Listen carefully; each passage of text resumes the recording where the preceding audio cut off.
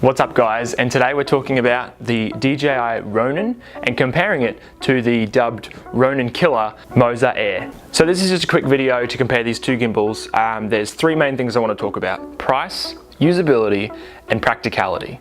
And we'll sort of give points to each gimbal as we go through and see who comes out on top. So let's get into it. Price. The DJI RONIN M comes in at around $1,200–1,300 here in Australia, depending on what accessories you get with it. But when you're coming over to the Moza, I picked this up for only about 600 Australian dollars. That's without the thumb controller. And that is a phenomenal price for such a small or powerful gimbal. On paper, it really compares to the DJI RONIN.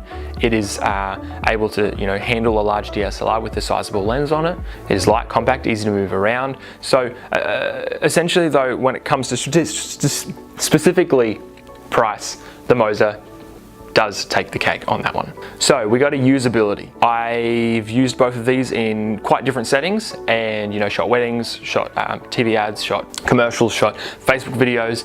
And when you're sort of on the go, on the fly, and really sort of run and gun kind of shooting, you really find out how well a gimbal performs.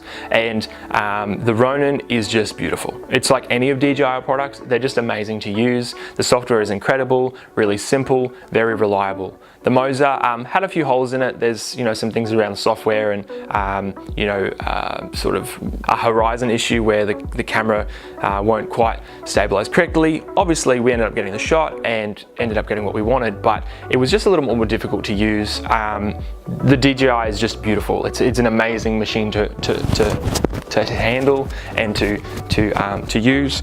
And for me, it's sort of like comparing driving like an Audi with nice leather seats and all that kind of stuff to maybe a really nice Holden Commodore or a really nice Ford or really nice Toyota or something like that, which isn't quite as, just when it comes down to it, the tiny little details isn't quite as nice, isn't as expensive, but at the end of the day, it's comparable and still gets the job done.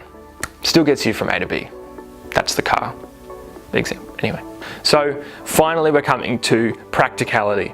Now, this is sort of a hard one for me because I do love the Ronin, and as I was saying, it's amazing to use, but the Moza is just so light and compact. It comes in a hard case, packs down really small. The battery life is probably one of its shortcomings in that it's sort of like only lasts 3 to 4 hours. The Ronin will go longer, go all day almost, 6–7 hours.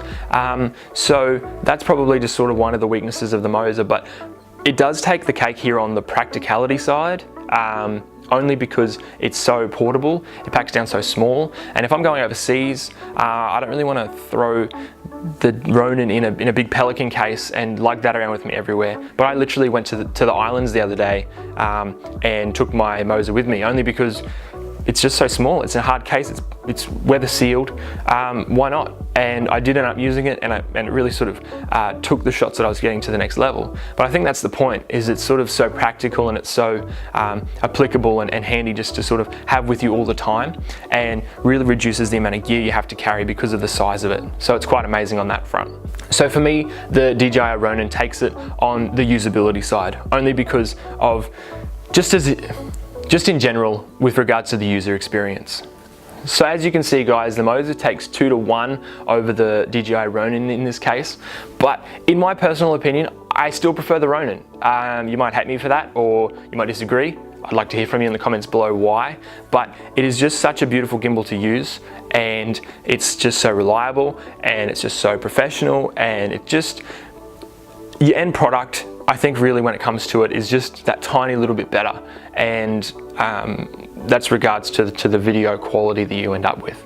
It's reliable, the battery lasts for a whole day of shooting, and I don't know why. I don't know why I prefer it, I just do. That's from using both extensively, so it's not just me standing on the outside just throwing my opinions out there. I've used these gimbals, I've shot with them both, and even though the Moza comes out on top in this technical review, I still prefer the Ronin. I don't believe the Moza is a Ronin killer, but it definitely has some amazing features that young, that aspiring, that filmmakers that are always on the move are looking for with regards to the size, the price, all that kind of thing. So that is my opinion. I'd love to hear from you.